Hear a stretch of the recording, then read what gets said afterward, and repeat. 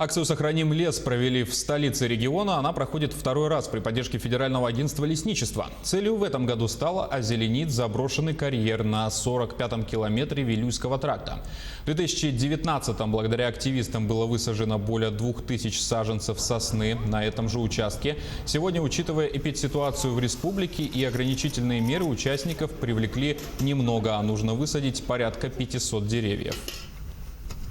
Этот участок был выбран исходя из того, что это старый разработанный карьер, и на нем возобновление идет очень плохо. Поэтому лесничий якутского лесничества подобрал этот участок, и, соответственно, мы помогаем сейчас природе в восстановлению. Плодородный слой почвы был в свое время уничтожен, так скажем, и, соответственно, лес на нем не произрастает. Но, тем не менее, как мы видим, в прошлом году мы высадили здесь порядка 2000 саженцев, и, соответственно, прижимаемость примерно 75-80% составляет.